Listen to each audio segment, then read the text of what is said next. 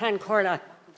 Well, earlier today I had a look at some of my comments on last year's budget, and I was especially critical of government inaction on support for family carers and indeed the provision of childcare.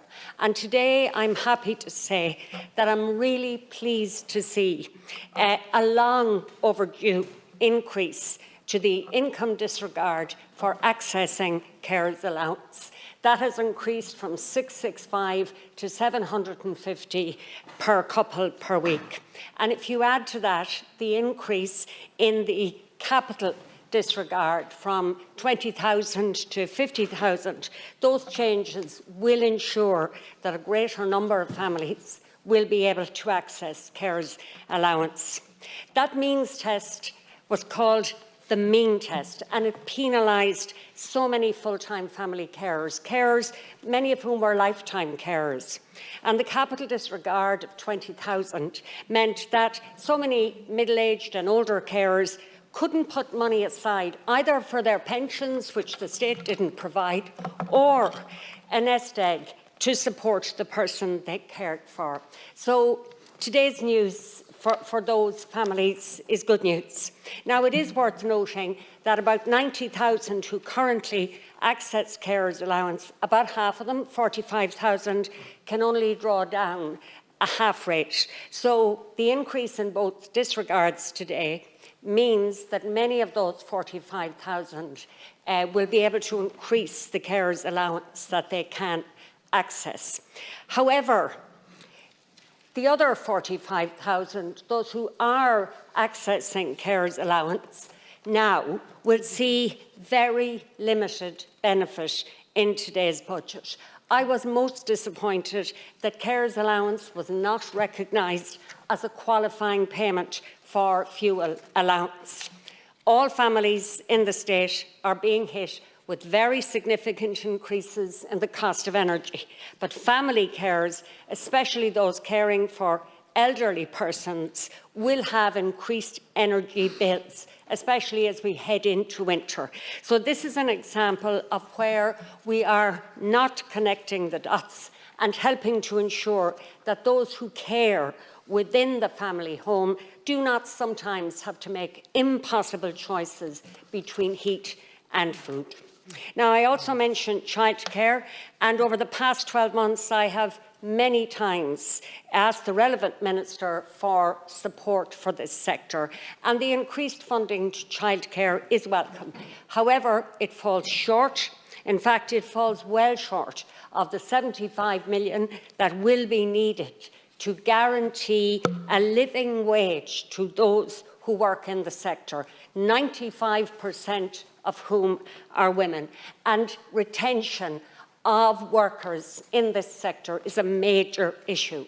Also, a further 75 is needed to ensure access for parents to this service. Having said that, today's investment is significant, and if the minister can guarantee that it's the start of a multi-annual programme, then I will be satisfied with that. Now, there are a number of other issues I want to raise, but above all else, and I will get to them tomorrow, I can't express my real disappointment that Budget 2022 basically ignored agriculture. This is the single most important economic and policy statement of the year, and what's happened? It's ghosted agriculture. From the perspective of policy direction or agricultural supports, Budget 2022 is a non-event. And given that climate change is a central plank of this budget, the question I'm asking is this: why was agriculture, a sector that is expected to do much of the heavy lifting on reducing emissions, basically ignored? Macron Affirma summed it up when it spoke of the government commitment to agriculture when they said, the finance minister has told young farmers to go gaming instead of farming. Tax credits for gaming, rollover for agricultural programmes. Look, there's lots of talk about just transition. But the reality is a carbon tax that penalises rather than incentivises. And if anybody suggests to me that the next CAP will deal with these issues in agriculture, I will use the will to live. The CAP budget, as it stands, just holds the same as the last CAP budget. So in the context of increasing prices, etc., it's a decrease. But as well as that, Pillar 1 payments across the board will see a cut of 25%, and that money can only be recouped when farmers avail of 2 of the 5 proposed eco-schemes. Now, there's 2 issues here. First of all, 25% of the income, farmers have to do much more just to maintain that income, and there's no new money. But secondly, I was at a meeting in Carrigallen last Friday night. Minister McConalogue was there, and it was made very clear to him that many of the proposed eco-schemes will simply not be suitable for farmers in that region. So there's a real concern that a quarter of the Pillar 1 income will not be available to some farmers. Now then there's the issue of the agri-environment schemes under Pillar 2.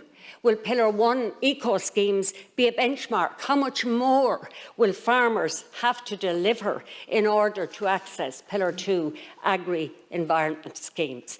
And added to that, the huge and disproportionate impact of carbon tax on farmers and rural people.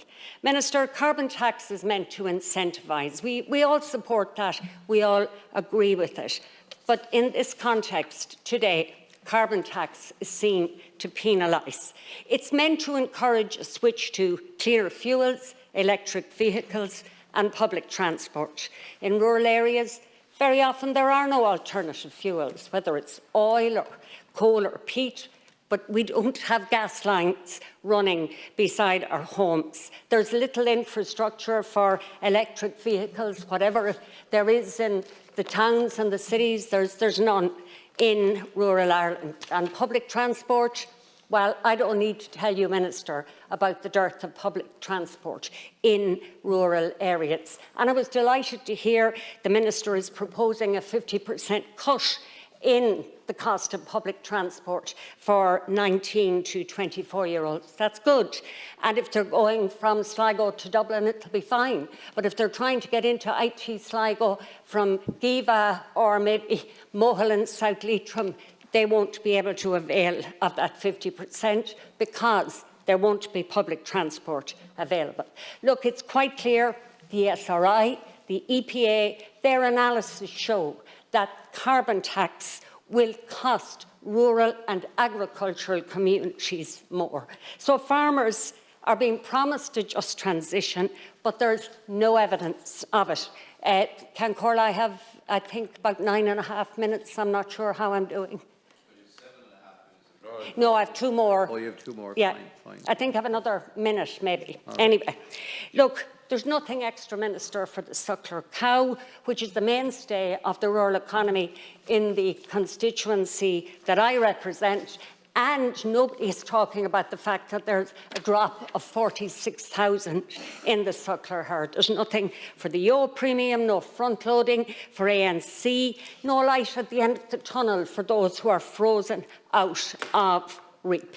Nothing around support for microgeneration, for solar panels, no greater access to the grid. To be honest with you, Minister, I don't know how this has happened. I'll finish up just by quoting what Minister Donoghue said. He said, and I quote directly, he said, Cancorla, farming families have a central role to play in protecting the environment over the long term. Supporting the next generation of farming families is essential for guaranteeing the long-term future of agriculture and the agri-business sector. In the context of today's budget, those words are meaningless, hollow and empty. This budget bypassed agriculture. Catherine Connolly.